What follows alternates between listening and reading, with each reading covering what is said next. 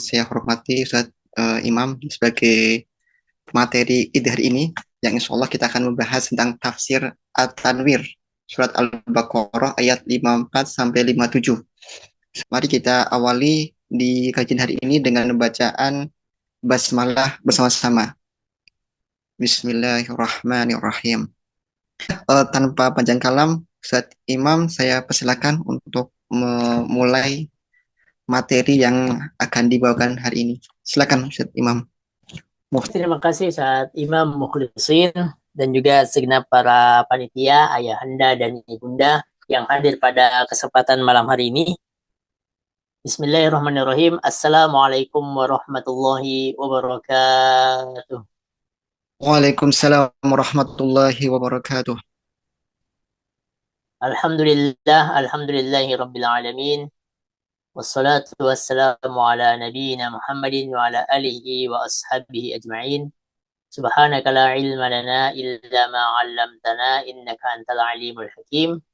Rabbi shrah lana sudurana wa yassir lana umurana wahlul 'uqdatam min alsinatina yafqahu qawlana. Ayahanda dan ibunda, bapak-bapak dan ibu-ibu yang insyaallah senantiasa dimuliakan oleh Allah Subhanahu wa taala, yang hadir pada kesempatan Zoom malam hari ini. Kita bersyukur kepada Allah Subhanahu wa taala atas segala limpahan nikmat yang begitu banyak yang tak mampu untuk kita hitung jumlahnya. Salawat dan taslim kepada baginda Nabi kita Muhammad sallallahu alaihi wasallam, suri tauladan kita, uswatun hasanah kita, yang dalam segala aspek lini kehidupan kita berusaha untuk meniti jalan yang telah dicontohkan oleh Nabiullah Muhammad sallallahu alaihi wasallam.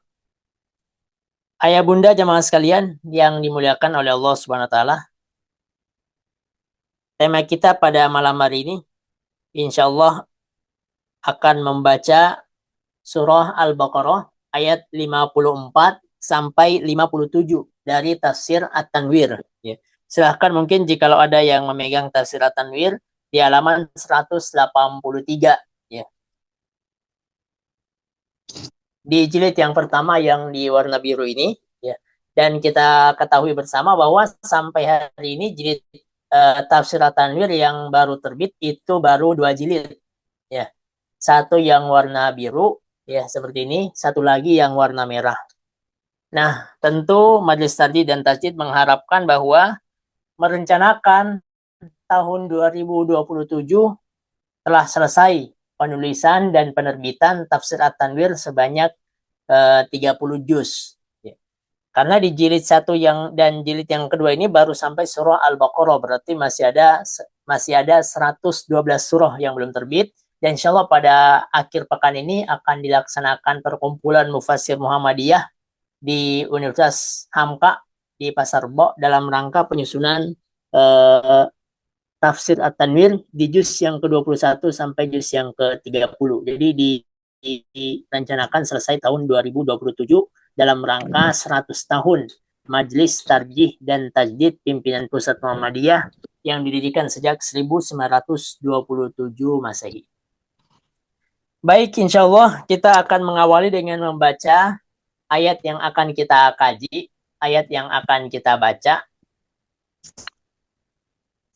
Berjumlah 4 ayat, 54, 55, 56 sampai 57.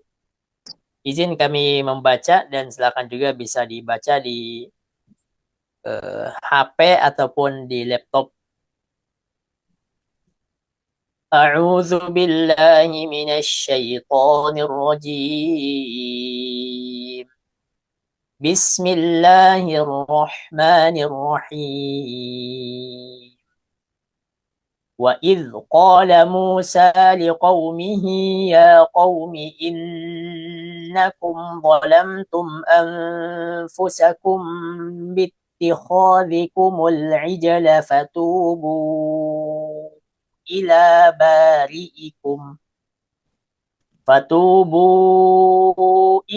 بَارِئِكُمْ فَاقْتُلُوا أَنفُسَكُمْ ذلكم خير لكم عند بارئكم فتاب عليكم إنه هو التواب الرحيم وإذ قلتم يا موسى لن نؤمن لك حتى نرى الله جهرة فأخذتكم الصاعقة وأنتم تنظرون ثم بعثناكم من بعد موتكم لعلكم تشكرون وظللنا عليكم الغمام وأنزلنا عليكم المن والسلوى كلوا من طيبات ما رزقناكم وما ظلمونا ولكن كانوا أنفسهم يظلمون. Kita baca terlebih dahulu artinya, karena penulisan tafsir At-Tanwir selalu seperti itu. Jadi dikelompokkan ayat per ayat. Jadi pada ayat 54 sampai 57 ini pengelompokannya berkaitan tentang pengingkaran Bani Israel akan nikmat Allah dan akibatnya. Jadi garis besar pembahasan 4 ayat ini ya adalah gambaran bagaimana Bani Israel ingkar terhadap nikmat Allah Subhanahu wa taala dan apa akibat daripada keingkaran tersebut. Karena ayat ini walaupun berbicara tentang Bani Israel ya, tentang kaumnya Nabi Musa alaihissalam, namun tentu dia juga menjadi perhatian bagi kita kaum muslimin ya. Kita perlu mengambil pelajaran daripada ayat-ayat ini ya. Jangan sampai sebagaimana orang Bani Israel mereka kufur akan nikmat Allah Subhanahu wa taala sehingga Allah memberikan azab ya kepada mereka. Baik, artinya ingatlah ketika Musa berkata kepada kaumnya, "Hai kaumku, sesungguhnya kamu telah menganiaya dirimu sendiri karena kamu telah menjadikan anak sapi sembahanmu. Maka bertaubatlah kepada Tuhan yang menjadikan kamu dan bunuhlah dirimu. Hal itu adalah lebih baik bagimu pada sisi Tuhan yang menjadikan kamu. Maka Allah akan menerima taubatmu, sesungguhnya dialah yang maha menerima taubat dan lagi maha penyayang. Ingatlah ketika kamu berkata, hai Musa, kami tidak akan beriman kepadamu sebelum kami melihat Allah dengan terang. Karena itu kamu disambar halilintar sedangkan kamu menyaksikannya." Baik jemaah sekalian hadirin, ya bapak-bapak dan ibu-ibu Muhammadiyah dan Aisyah yang insya Allah senantiasa dimuliakan oleh Allah Subhanahu wa taala. Jadi pembicaraan tentang Bani Israel di dalam Al-Quran itu Allah mulai di Al-Baqarah ayat 40. Jadi kalau kita baca Al-Baqarah ayat 40 itu Allah kemudian berfirman, ya Bani Israel, ya Bani Israel. Dan tentu pembicaraan Bani Israel ada di surah Al-Baqarah karena Al-Baqarah itu kita tahu salah satu surah Madaniyah. Nah, surah Madaniyah itu adalah kelompok ayat ya, yang turun pasca hijrahnya Nabiullah Muhammad Sallallahu Alaihi Wasallam. Berarti peralihan dari periode Madinah, dari periode Mekah ke periode Madinah. Kita tahu ketika Nabi Sallallahu Alaihi Wasallam di Mekah yang dihadapi jelas orang kafir. Maka ayatnya diantara yang turun adalah Qul ya ayyuhal kafirun. Ayat-ayat tentang surah Makkiyah yang menguatkan keimanan, ketauhidan. Sampai Nabi ke Madinah, yang dihadapi Nabiullah Muhammad SAW, diantaranya adalah bangsa Yahudi. Bangsa apa? Yahudi. Dan Yahudi itu adalah salah satu kelompok dari Bani Israel. Jadi Bani Israel ini adalah bangsa yang besar. Nah, salah satu daripada bagian Bani Israel ini adalah Yahudi. Dan Yahudi telah menemukan ditempati Madinah sebelum Nabiullah Muhammad Sallallahu Alaihi Wasallam datang ke Madinah. Berarti ketika Nabi beralih dari Mekah ke Madinah, maka ada tambahan tantangan bagi Nabiullah Muhammad Sallallahu Alaihi Wasallam dalam dakwahnya. Ada orang munafik di Madinah. Itulah mengapa di Al-Baqarah pertama-tama Allah berfirman tentang 3 kelompok manusia. 1-5 kelompok orang yang beriman. 6-7 kelompok orang yang kafir. 8-20 kelompok orang munafik. 3 kelompok ini. Artinya 3 kelompok yang berada di Madinah. Dan itulah peralihan bagaimana Al-Quran, Allah Subhanahu wa Ta'ala berfirman dalam Al-Quran sesuai dengan apa yang dihadapi Nabiullah Muhammad sallallahu alaihi wasallam, sesuai dengan kejadian-kejadian, ya, mengikuti kejadian yang terjadi di zaman Nabiullah Muhammad sallallahu alaihi wasallam. Nah, di Madinah ini ada Bani Israel, yaitu Yahudi. Kalau kita tarik ya jauh ke belakang, kita mengingat bagaimana sejarah Bani Israel secara singkat, kita meyakini dan kita tahu dan kita telah baca bahwa Bani Israel ini adalah 12 anak turunan dari Nabiullah Ya'qub alaihissalam.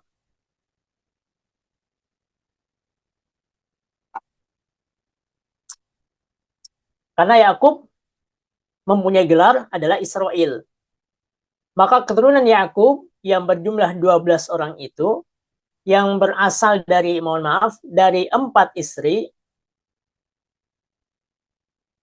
Istri pertama anaknya ada 4, kemudian yang kedua ada 2, kemudian yang ketiga ada 4, kemudian yang kedua juga, yang keempat juga ada 2. Nah, salah satu daripada anak Nabiullah Yakub adalah Nabiullah Yusuf alaihissalam. Jadi namanya kita sudah singgung di pertemuan sebelumnya. Nama-nama berkaitan dengan anak Nabiullah Yakub alaihissalam. Nah, salah satu anak daripada Nabiullah Yakub yang merupakan kakek moyang Yahudi adalah bernama Levi. Ya. Adalah apa? Levi. Jadi dari suku Levi ini, kelak nanti lahir pemimpin yang akan membawa Bani Israel keluar daripada perbudakan di Mesir, dialah Musa alaihissalam. Nah, Yahudi itu juga berasal daripada kelompok anak Nabiullah Yakub yang bernama Yehuda. Yang bernama Yehuda. Nah, ini kisah singkat tentang Bani Israel, tentu kita sudah jelaskan di pertemuan sebelumnya. Kita ingin langsung masuk ke dalam firman Allah Subhanahu wa taala, "Wa idz qala Musa liqaumihi ya qaumi innakum dhalamtum anfusakum bittikhadhikumul ijl fatubu ila bari'ikum." Baik. Pada ayat sebelumnya di sini ya telah dijelaskan bahwa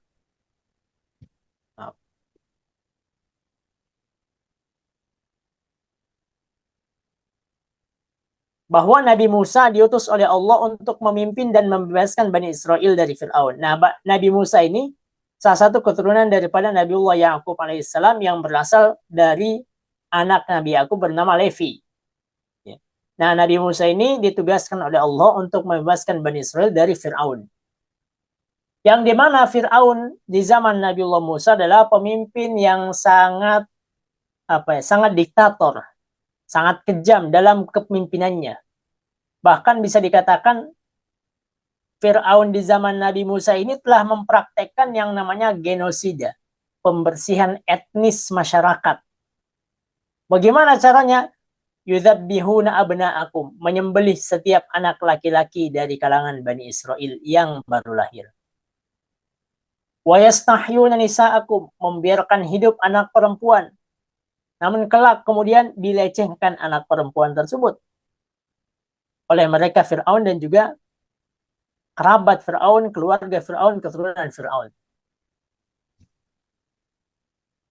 Berarti ini kembali ke 4953, bagaimana Allah mengutus Nabiullah Musa untuk membebaskan Fir'aun. Karena Bani Israel di zaman Nabiullah Musa yang hidup di bawah tirani Fir'aun itu diperbudak oleh Fir'aun. Diperbudak, diperintahkan untuk kerja paksa, dan seterusnya. Hingga singkat cerita, Nabiullah Musa alaihissalam mampu membawa Bani Israel keluar daripada Mesir, meninggalkan Fir'aun, sehingga kita tahu peristiwa yang terjadi dengan terbelahnya Laut Merah. Ya. Salah satu mukjizat yang Allah perlihatkan kepada Bani Israel. Tatkala mereka sudah sampai di tepi pantai, sedangkan mereka melihat dari belakang Fir'aun. Bayangkan. Apa kata mereka? Inna lamudrakun. Wahai Musa. Ya. Kita akan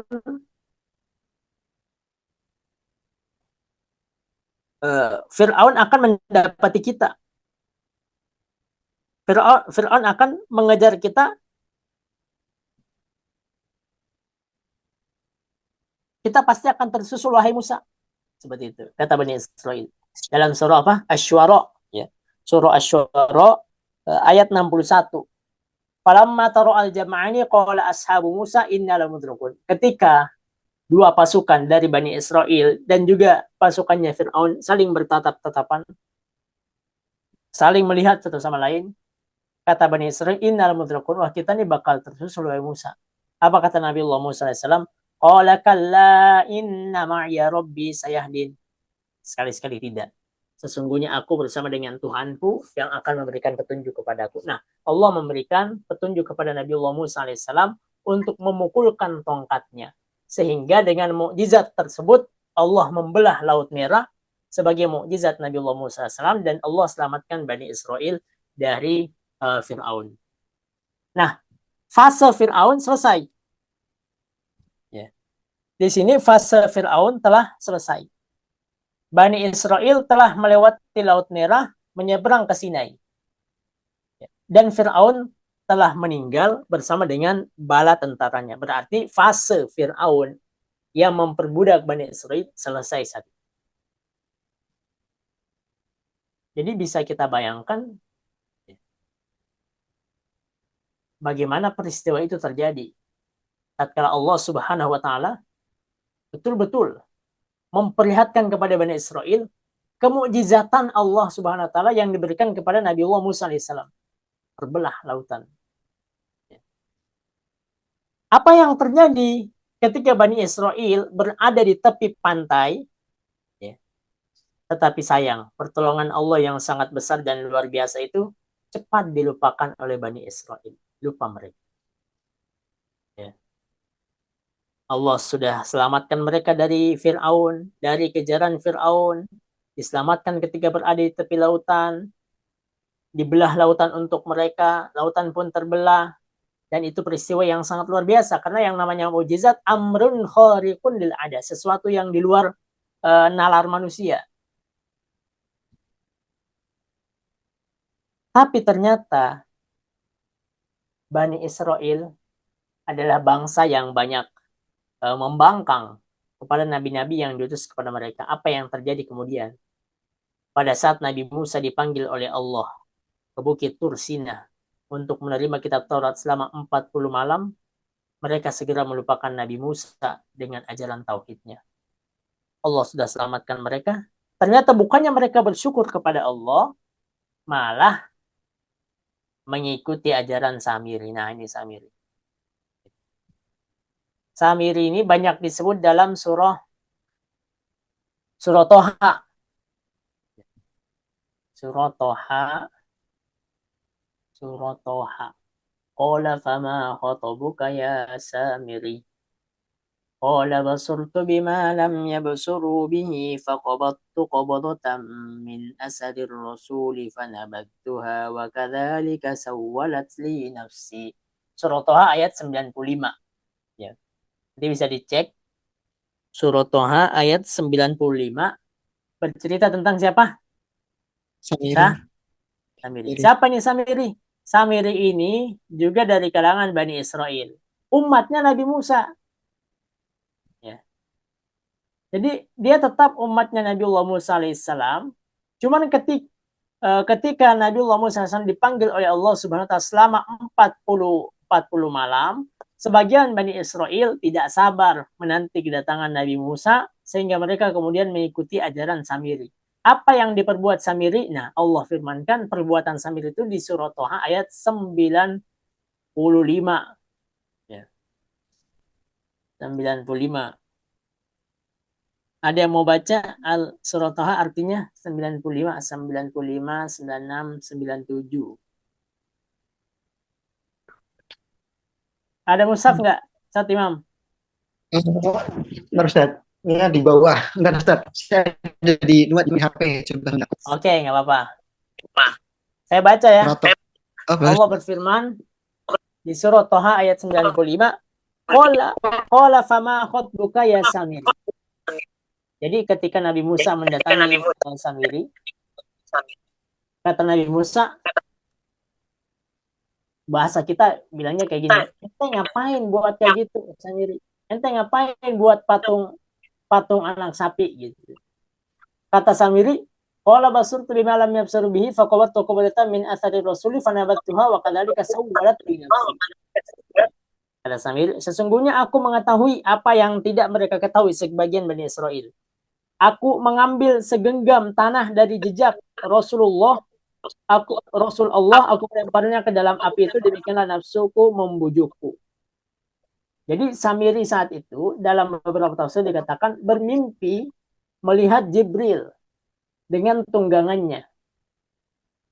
Nah, pijakan kaki tunggangan Jibril itu kemudian diambil oleh Samiri, kemudian dilemparkan dalam api, kemudian dibentuk menjadi patung anak sapi. Itulah yang kita kenal, yang disebut dengan al-ijal. Bittikhadhikumul ijal. Ini al-ijal di sini. Ya, patung anak sapi yang terbuat dari tadi segenggam bekas pijakan daripada tunggangan Jibril, kata sebagian ulama. Untuk membuat patung anak sapi. Jadi, membuat patung anak sapi dari emas lalu menyembahnya. Disembah oleh mereka. Ya. Ini bisa dibayangkan. Mereka membuat Tuhan, kemudian menyembah Tuhan itu.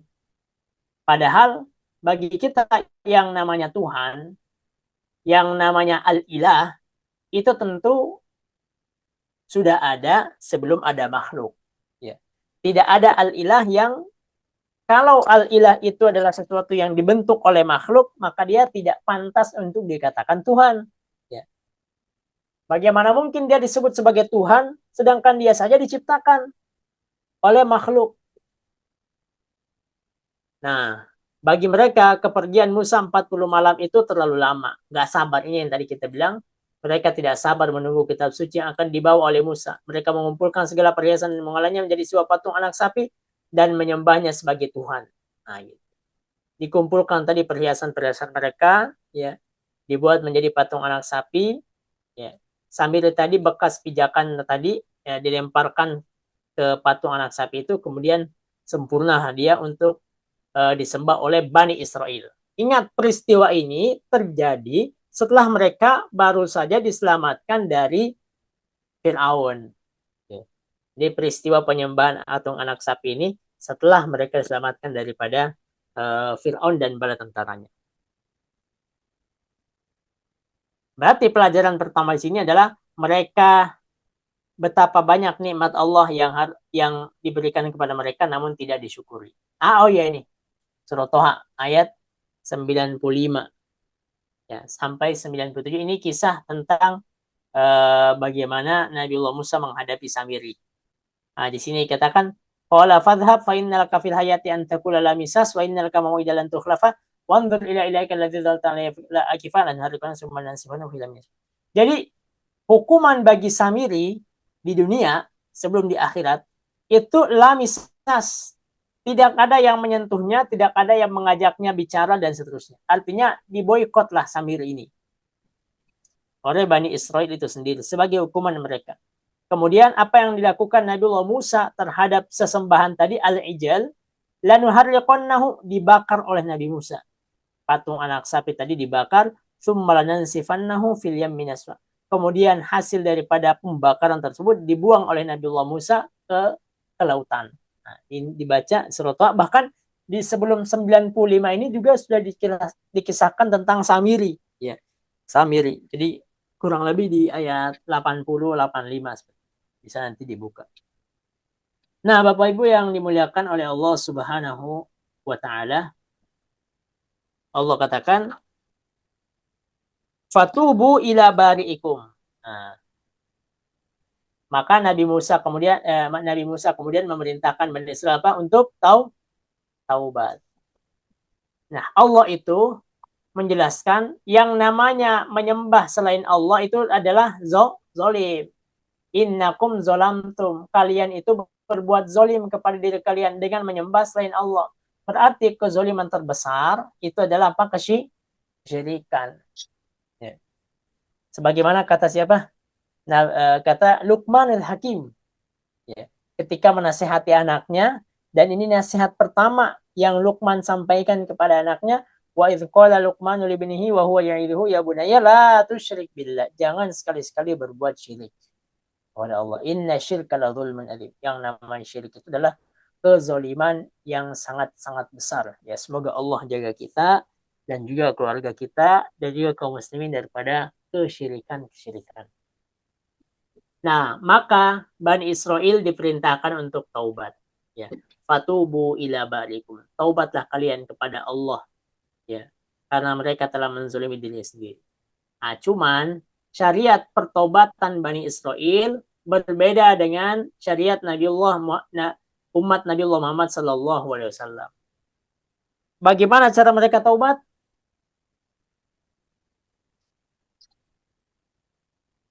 Ya. Cara mereka taubat adalah dengan faktulu anfusakum, bunuhlah diri kalian. Jadi Bani Israel itu supaya diterima taubatnya dengan cara apa? Bunuh diri. Ada dua makna bunuh diri di sini. Yang pertama, bunuh diri mereka sendiri. Yang kedua, satu sama lain saling membunuh. Jadi bisa dibayangkan, ya, banyak yang mengikuti ajaran Samiri, ya, ratusan mungkin bahkan ribuan yang saat itu mengikuti ajaran Samiri. Nabi Musa merintahkan mereka taubat dengan cara membunuh diri mereka, ya, membunuh diri mereka.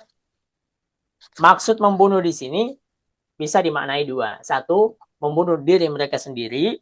Yang kedua adalah mereka saling bunuh satu sama lain. Ya. Maka di sini katakan dalam tafsir At-Tanwir, jika mereka benar-benar ingin bertobat, cara apapun yang diminta harus dilakukan. Ya, jadi Allah perintahkan demikian. Ya, tidak ada jalan lain kecuali seperti yang Allah perintahkan. Allah perintahkan bunuh. Ya, maka mereka pun membunuh diri mereka sendiri. Ya. Tentu ini berbeda dengan bunuh diri karena putus asa. Ya. Kalau yang bunuh diri zaman Nabiullah Musa ini adalah perintah Allah sebagai bentuk pertobatan. Lain halnya kalau bunuh diri karena putus asa, ya, karena putus cinta, naudzubillah min dzalik, ya. Maka siapa yang melakukan bunuh diri dinyatakan kafir dan kekal di dalam neraka untuk selama-lamanya. Dan kisah saling membunuh Bani Israel ini disebutkan dalam banyak-banyak buku tafsir. Ya.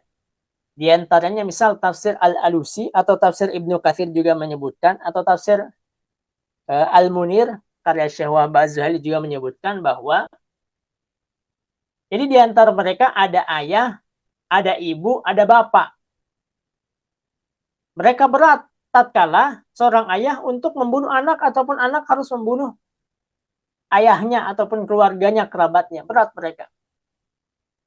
Maka kemudian Allah mengirim saat itu awan hitam. Sehingga yang terjadi saat itu adalah gelap. Gelap.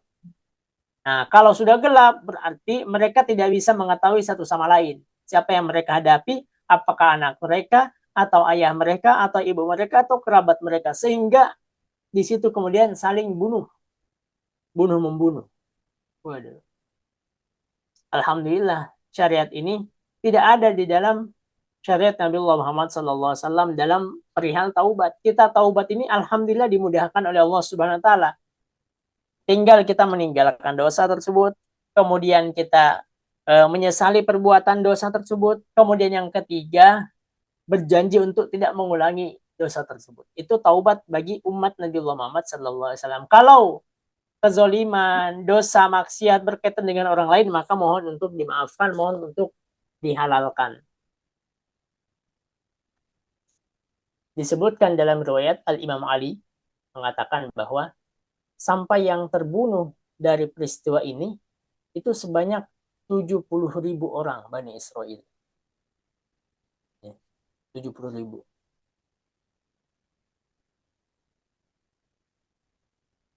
Sehingga Nabi Musa merasa takut, merasa khawatir. Maka Nabi Musa minta kepada Allah, kata Nabi Musa, Al-Baqiyah, Al-Baqiyah, ya Allah, sisakan, sisakan. Allah kemudian menarik awan yang tadi hitam tadi, kemudian diperintahkan untuk berhenti. Yang meninggal saat itu diterima taubatnya, yang masih hidup juga diterima taubatnya oleh Allah Subhanahu wa taala. Berarti ya, kita lihat Bani Israel diselamatkan dari Firaun, menyembah patung anak sapi. Ya. Menyembah patung anak sapi, apakah masih dimaafkan oleh Allah Subhanahu wa taala? Dimaafkan lagi. Maka di sini ungkapannya fatubu ila barikum faqtul anfusakum fataba alaikum. Nah ini.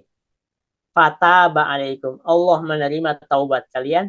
Innahu huwat tawwabur rahim. Dialah zat yang Maha menerima taubat dan Maha penyayang. Nah, dimaafkan Bani Israel. Dia terima taubatnya.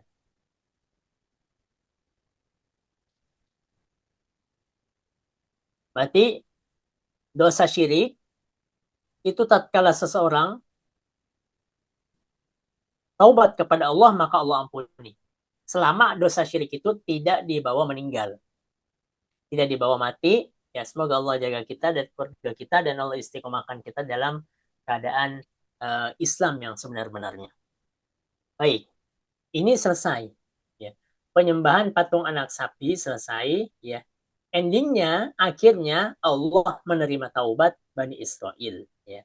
Yang mati diterima taubatnya, yang masih hidup juga diterima taubatnya.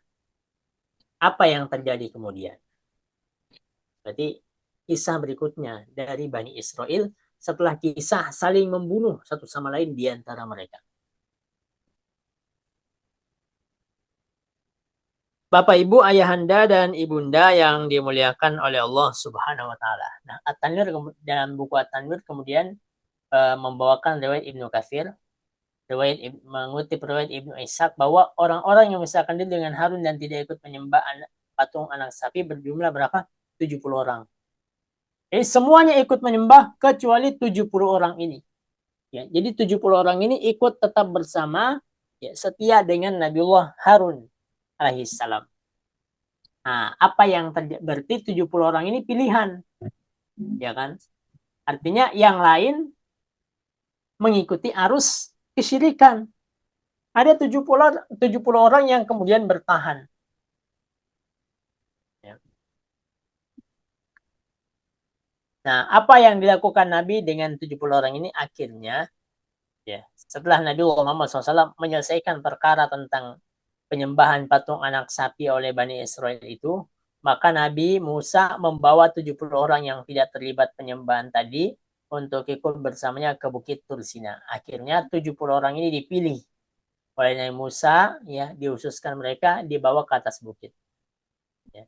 Supaya juga mendengarkan perintah Allah Subhanahu wa taala dan juga larangan-larangan Allah Subhanahu wa taala. Nah, apa yang terjadi kepada 70 manusia pilihan dari Bani Israel? Nah, berarti ini babak baru lagi nih setelah peristiwa dahsyat. Akan tetapi sekali lagi sayang, sebagian daripada 70 orang ini menyatakan tidak akan membenarkan ucapan Nabi Musa, bahkan bahwa Taurat itu benar-benar kitab yang difirmankan oleh Allah Subhanahu wa taala. Akhirnya sebagian daripada 70 ini kemudian menantang Allah. Menantang Nabi Musa. Apa tantangannya, Bapak Ibu? Ya, tantangannya adalah kami tidak akan beriman sampai kami dapat melihat Allah secara nyata. Ya. Jadi tuntutan mereka kepada Nabi Musa, wahai Musa, kalau engkau ingin kami ini beriman, maka kami ingin buktikan dengan melihat Tuhanmu, melihat Allah yang kamu sembah. Coba perlihatkan kepada mereka, pada kami.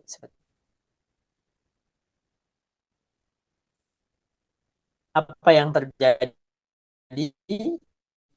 ketika mereka meminta kepada Nabiullah Musa alaihissalam terkait peristiwa itu. Ini ayatnya bunyinya di ayat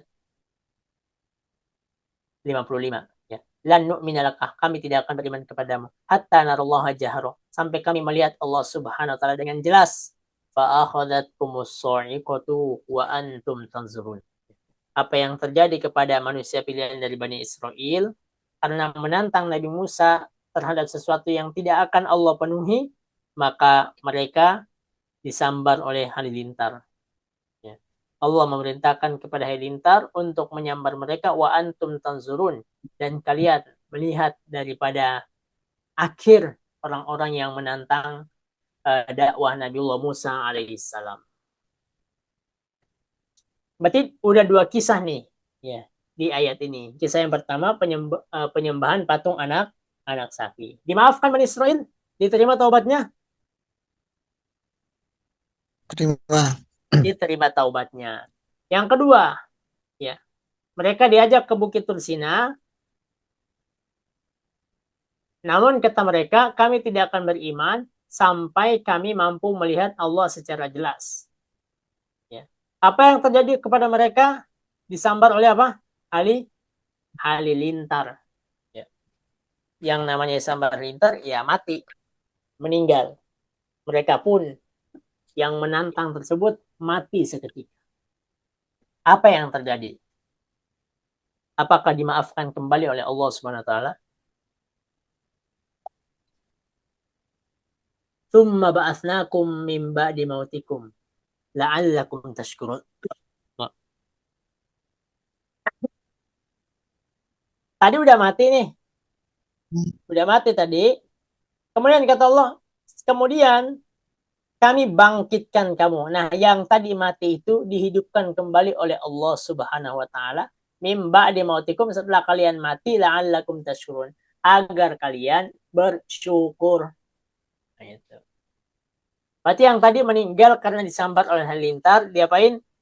Dihidupkan kembali oleh Allah Subhanahu wa taala. Allah pengennya satu, supaya syukur. Berarti pelajaran bagi kita, betapa banyak nikmat Allah Subhanahu wa taala yang tidak kita syukuri. Bahkan sebenarnya dari sekian banyak nikmat tersebut tidak kita mampu untuk mensyukuri semuanya. Karena kita syukur akan nikmat, itu juga nikmat dari Allah. Jadi tatkala kita mensyukuri nikmat yang baru, ya perbuatan kita mensyukuri nikmat yang baru itu adalah juga nikmat dari Allah SWT. Maka pada hakikatnya, pada akhirnya kita tidak mampu mensyukuri semua daripada nikmat Allah Subhanahu wa taala. Walau terkadang banyak sekali mungkin, ya, banyak nikmat yang kita gunakan tidak sesuai dengan keinginan Allah, tidak sesuai dengan ridhonya Allah Subhanahu wa taala. Terkadang lisan kita menggibah orang lain, ya. Terkadang kuping kita mendengarkan apa-apa yang tidak diridhoi oleh Allah Subhanahu wa taala. Terkadang pandangan kita ataupun terkadang tangan kita men-scroll, ya, hal-hal yang tidak disenangi oleh Allah Subhanahu wa taala. Ya. Sehingga kita dikatakan tidak syukur kepada Allah Subhanahu wa taala. Sebagaimana Bani Israel. Bani Israel ini, maka di ayat 40, ya, Al-Baqarah 40, ketika Allah pertama kali mengucapkan Bani Israel, berfirman tentang Bani Israel, itu Allah perintahkan, "Udzkuru ni'mati allati an'amtu alaikum." Wahai Bani Israel, ingat. Jadi seakan-akan Allah ingin sampaikan kepada Bani Israel yang ada di Madinah saat itu, wahai Bani Israel di Madinah, ingatlah kakek nenek moyangmu dulu. Ya. Diberikan banyak nikmat, dan Bani Israel ya demikian adanya, diberikan nikmat oleh Allah Subhanahu wa taala. Namun tetap saja mereka membangkang kepada Allah Subhanahu wa taala.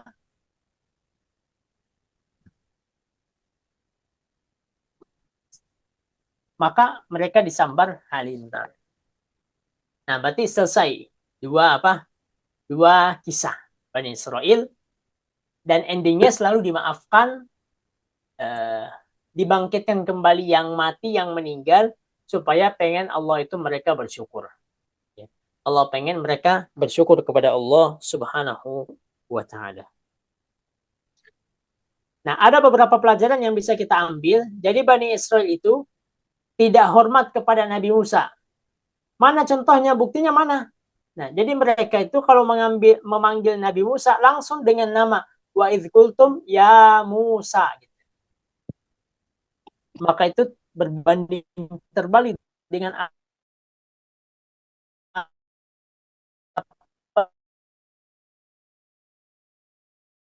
ketika memanggil Nabi Muhammad itu tidak langsung ya Muhammad, tidak, ya Ahmad, tidak, tetapi ya Rasulullah, wahai utusan Allah, ya Nabi Allah, wahai nabinya Allah Subhanahu wa taala.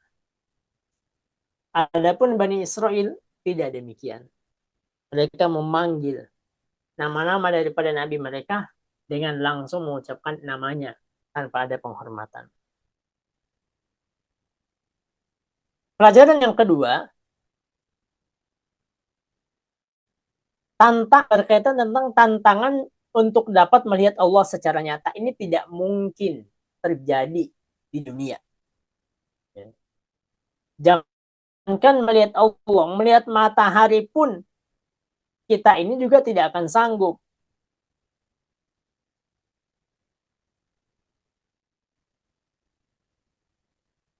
Nah, berarti kembali kepada kisah yang ketiga.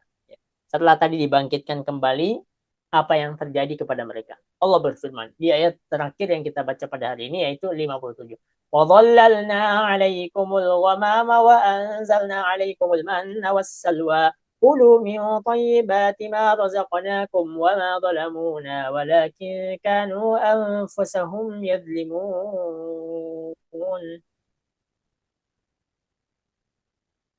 Dengki sebagian Bani Israel.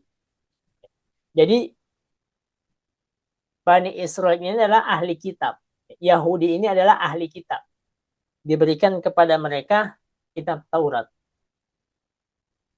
Diberikan kepada mereka kitab Zabur. Ya.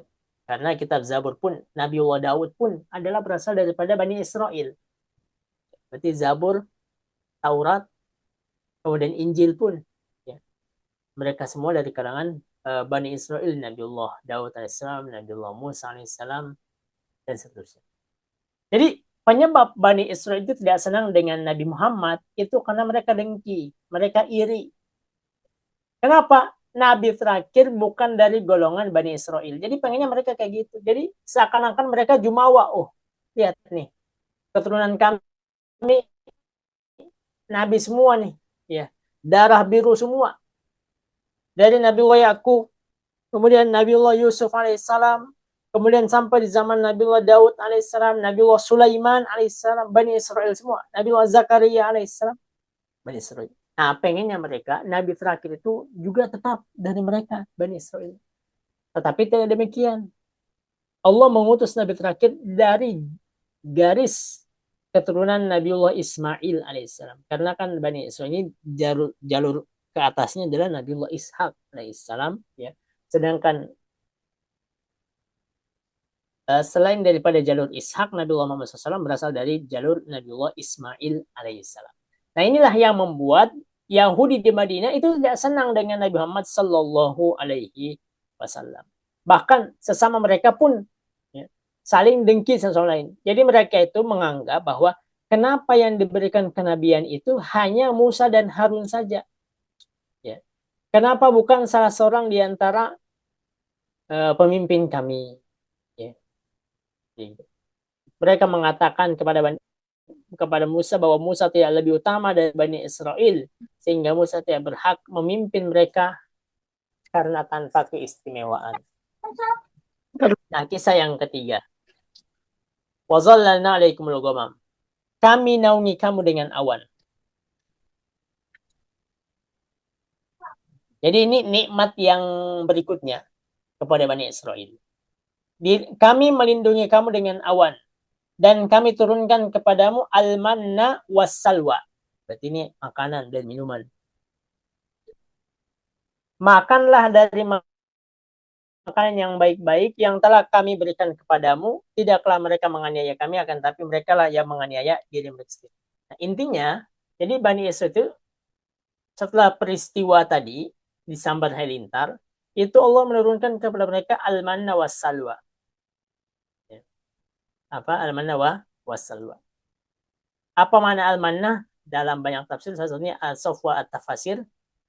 Al-manna itu adalah madu yang diturunkan oleh Allah kepada mereka, lalu mereka jadikan minuman setelah dicampur dengan air. Jadi madunya dicampur dengan air hangat diminum oleh mereka. Bani Israil. Kemudian yang kedua adalah as-salwa. Apa? As-salwa. Kata para ulama, as-salwa itu ya adalah sejenis burung puyuh yang datang berbondong-bondong, berhijrah dari satu tempat ke tempat yang lain, sehingga burung tadi itu dengan mudah mereka tangkap. Ya. Burung puyuh tadi mudah mereka tangkap, kemudian dimakan oleh mereka, disembelih, kemudian dimakan oleh mereka. Jadi ini mudah, artinya makanannya mudah untuk didapatkan. Dan ini makanan yang halalan thayyiban. Itulah maka kata Allah, wa kulu mimma razaqakumullah halalan thayyib. Perintah makan yang halal dan makan yang thayyib. Ya, berarti pelajaran bagi kita. Sejak zaman Bani Israel pun mereka telah diperintahkan untuk makanan apa? Halalan thayyiban. Halal dan thayyib untuk kesehatan, baik untuk kesehatan. Karena ada juga makanan yang halal, tetapi terkadang makanan itu tidak baik untuk kesehatan. Misal apa tuh? Ketimam halal, tapi kalau kebanyakan ya tidak baik juga karena ya tadi ya sumber penyakit diantaranya adalah makanan. Hmm. Maka Nabi pun ya sangat memperhatikan berkaitan tentang makanan. Bahkan Nabi memerintahkan untuk banyak berpuasa. Ya, karena pencernaan kita ini tidak didesain untuk terus-menerus memproduksi, terus-menerus untuk mencerna. Alhamdulillah di syariat kita ada dalam 1 tahun ini kita berpuasa 1 bulan full. Alhamdulillah. Kemudian ditambah dengan puasa-puasa sunnah yang lain, itu berarti mendatangkan kesehatan. Ya, Allah memerintahkan kepada kita makan dan minum. Makan yang minum itu adalah makanan yang halalan thayyiban, yang halal dan thayyib. Ya. Selain daripada halalan thayyiban, maka ditinggalkan. Makan makanan yang tidak bersih, tidak higienis, makan makanan yang membahayakan, ya. Ataupun itu terkait dengan minuman. Nah, Allah perintahkan makan makanan yang halalan thayyiban. Ya. Karena yang namanya makanan, hukum asal daripada makanan itu halal. Kecuali yang tidak halal. Kecuali yang diharamkan. Berarti hukum asal makanan, ya itu adalah halal. Kecuali ada dalil yang menyatakan bahwa makanan tersebut tidak boleh. Wattaqullaha alladzi antum bihi mu'minun. Setelah mereka diperintahkan makan makanan yang halal dan thayyiban, Allah bilang kepada mereka, wattaqullaha alladzi antum bihi mu'minun. Bertakwalah kepada Allah Subhanahu wa taala yang kamu beriman kepadanya. Ya. Berarti ini urutan seperti ini tidak serta-merta kecuali ada hikmahnya. Apa hikmah diantaranya adalah jadi makanan yang halalan thayyiban itu berpengaruh kepada watak dan perangai kita, ya, mengantarkan kita kepada mudah beribadah, mudah menjadi pribadi yang takwa. Jadi setelah Allah bilang halalan thayyiban, Allah perintahkan wattaqullah, bertakwalah kepada Allah. Karena diantara dampak mengkonsumsi makanan yang haram, ya, itu dampaknya adalah kepada kesolehan diri kita, kesolehan keluarga kita. Kata Nabi, kullu lamin nabata min haramin fannaru aula bihi. Segala darah, segala daging ya, yang tumbuh dari makanan yang haram, maka neraka lebih pantas untuknya. Mudahnya lah kita lihat hewan lah ini. Hewan-hewan yang karnivora memakan dan memangsa hewan lain itu identiknya biasanya mereka itu buas. Ya, hewan-hewan karnivora. Mereka suka menyerang, sering menyerang, ataupun agresif lah. Berbeda kemudian kepada hewan-hewan yang apa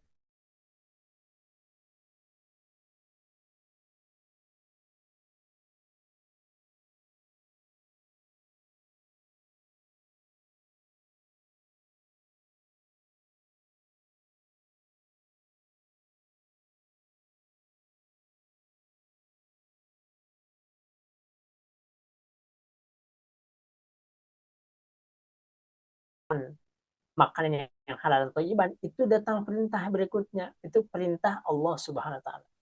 Perintah bertakwa kepada Allah Subhanahu wa taala. Ya. Artinya kalau makan yang halal dan thayyib tapi berlebihan, maka itu pun berpengaruh kepada praktek ibadah kita. Nah, ini perintah kepada Bani Israel, tentu menjadi perhatian juga bagi kita. Nah, terakhir, apa yang terjadi setelah itu? Ya, jadi dikasih makanan, dikasih minuman, udah tersedia. Tinggal makan, tinggal minum. Ya. Maka Allah kemudian menjelaskan di ayat yang ke-58 sampai 61, ya, yaitu kelompok ayat berikutnya. Ya, saya baca terakhir di sini penutupnya bahwa ternyata Bani Israel tidak puas dan tidak bersyukur atas nikmat Allah Subhanahu wa taala tersebut. Mereka malah minta makanan-makanan yang biasa mereka konsumsi di Mesir. Ya. Ya, jadi ketika mereka berada di Mesir itu mereka mengkonsumsi banyak jenis makanan. Nah, mereka bosan dengan mana wasal, mana salwa, mana salwa, mana salwa. Ya, akhirnya mereka menuntut kepada Nabi Musa supaya memintakan kepada Allah Subhanahu wa taala makanan yang biasa mereka konsumsi. Ini kan namanya apa Bani Israil ini? Pembangkangan kelas kakap gitu. Sudah diselamatkan dari Fir'aun yang menjadikan mereka budak. Tapi Allah maafkan. Ternyata Allah sambarkan mereka dengan halilintar. Disambar mereka halilintar. Dihidupkan oleh Allah.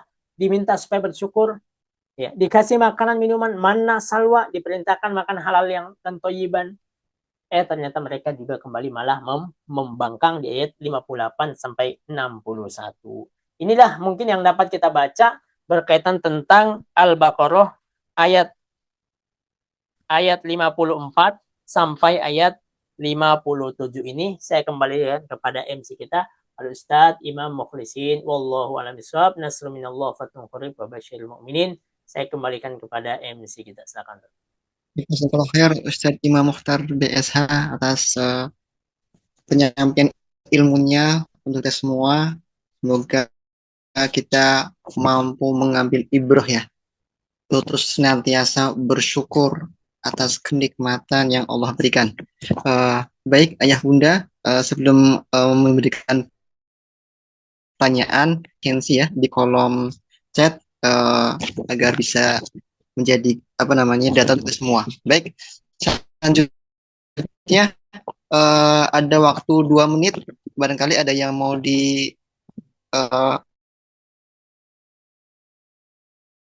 tanyakan langsung untuk mengaktifkan mikrofonnya.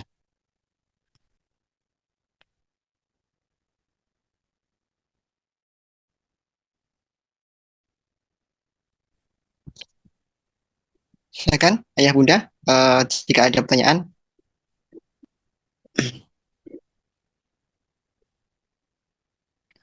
Baik, cukup ya. Baik,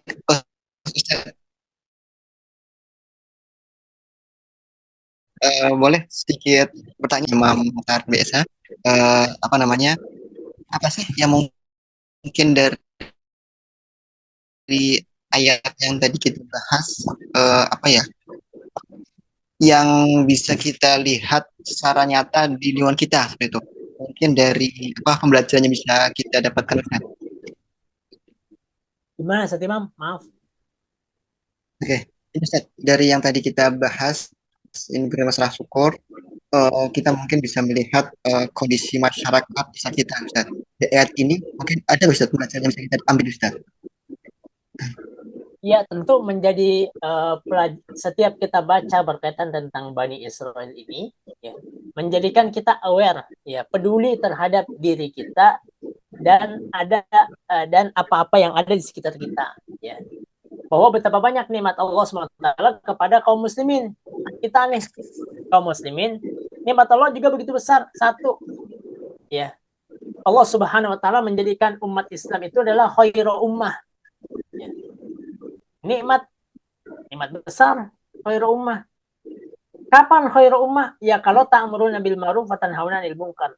Berarti semangat amar ma'ruf nahi munkar jangan sampai hilang di antara kita. mungkin amar ma'ruf mudah bagi kita. Kita ajak kepada kebaikan, kita ajak kepada datang ke masjid. Yang terkadang kita lupakan adalah nahi mungkarnya. Padahal satu paket amar ma'ruf, nahi mungkar. Ada gerombolan mungkin, ada kemaksiatan, ada kezoliman. Terkadang kita malu untuk menegur. Ya.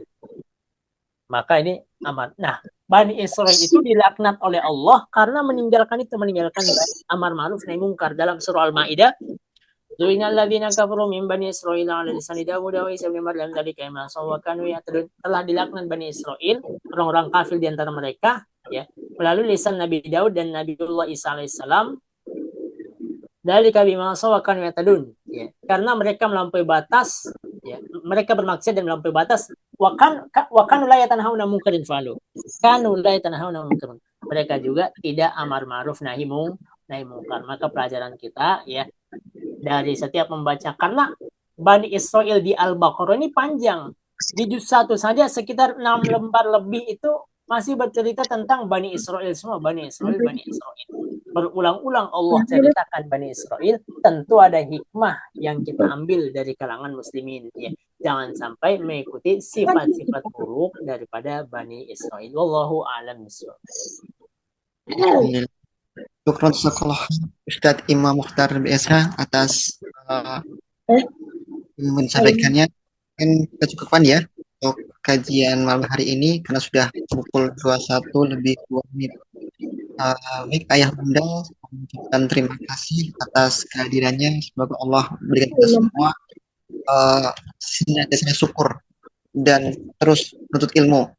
Baik, kita tutup dengan doa penutup majelis. Subhanakallahumma wa bihamdika.